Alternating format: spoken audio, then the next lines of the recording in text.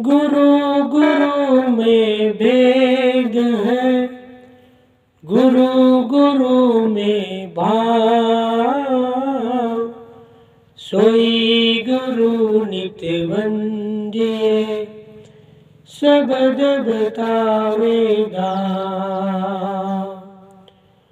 गुरु ये चाप कीजिए, जैसे सूप सुहाय,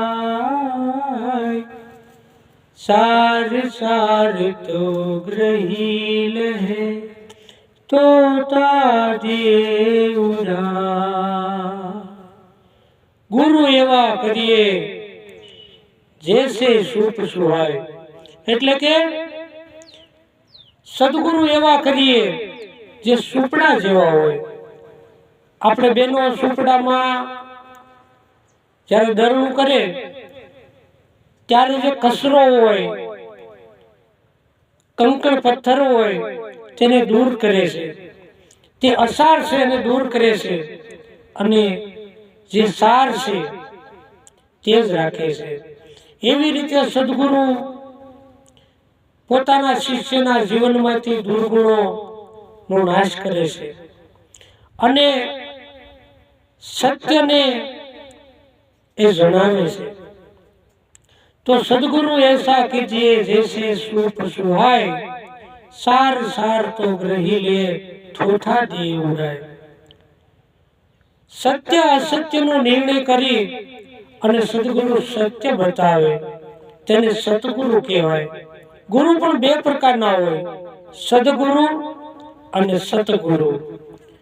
જે પોતાના આત્માની ઓળખાણ કરાવે તેને સતગુરુ કહેવાય। અને દેવી દેવસ્થાનની પીર પેગંબરની ઓલિયાની જતી સતીની જે વાતો કરે અને જીવન પવિત્ર બનાવે તેને સદગુરુ કહેવાય। તો આપણે સાચા સતગુરુના શરણે જવાનું છે, જે આપણને આત્મબોધ કરાવે कि तू कौन सो, कहां से आया कहां जाएगा, खबर कर अपने घर की। सदगुरु મળે तो भेद बतावे, खुल जाए अंतर खिड़की। જ્યારે સદગુરુ મળે તો એ ખુલાસો કરે છે કે ભાઈ તું કયા ઘરેથી આવ્યો અને તારું સાસુ ઘર કોણ કયું છે। તું તો આ નકલી ઘરમાં રહે છે, પણ તારું અસલ ઘર કયું છે। આ પાંચ તત્વની કાયા તે નકલી છે, અસત્ય છે। તે તો અસત્ય ઘરમાં રહે છે, તેને તે સત્ય માની લીધું છે। તો એ ઘરને ત્યાગ્યા પછી તું કયા ઘરે જઈશ, તારું કયું ઠેકાણું બીજું છે કે જ્યાં જવાથી તારું દુઃખ મટી જાય। તો એ ઠેકાણું છે सत्य, सतलोक। हम हैं वो देश का निवासी, जहां जात वर्ण कुल कशुं ज नथी। आत्मा अजर अमर ने अविनाशी छे, तेमनुं मृत्यु नथी, एवुं सद्गुरु समजावे छे। आ पांच तत्वनी काया तो पड़ी जाय छे અને પછી આ જીવની શું ગતિ થશે। તો સંતો કહે છે કે જ્યાં આશા ત્યાં વાસા, રોક શકે ના કોઈ। જ્યાં તમારી આશા હશે ત્યાં જ તમારો નિવાસ થશે। આખી જિંદગી લક્ષ્મીને સમરી છે, આખી જિંદગી માયાનો વિચાર કર્યો છે, તો આ માયાવી સંસારમાં એને પાછું આવવું પડશે। એટલે કીધું છે કે આખી જિંદગી काम क्रोध लोभ मोह में जो गुजार्यो छे તો એને સાસુ ઘર મળશે નહીં. તો સદગુરુ એને શીખ આપતા કહે છે કે હે જીવ, તું તો અમરલોકનો, हे जियरा तू अमरलोक का पड़ा कालवश आए है, तुझे बिसर गई शुद्ध घर की महिमा आपन भाखे हो. अरे તું તારા પાંચ તત્વની કાયાને હું પોતે છું એવું માની ગયો છું, પણ હે જીરા, હે જીવાત્મા, તું તો અજર અમર અને અવિનાશી છે. તું આ પાંચ તત્વની કાયામાં ક્યાં ફસાણો? તું કામ ક્રોધ લોભ મોહમાં ક્યાં ફસાણો? તને કોણે બાંધ્યો?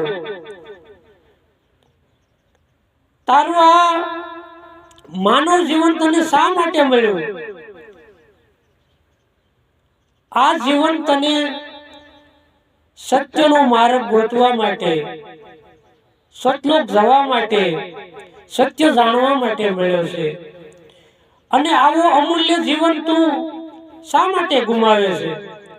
તું કોઈ સારા સદગુરુના શરણે વ્યો જા, કોઈ સંતોના શરણે વ્યો જા અને તારા જીવનનો ધડો તું બાંધી લે.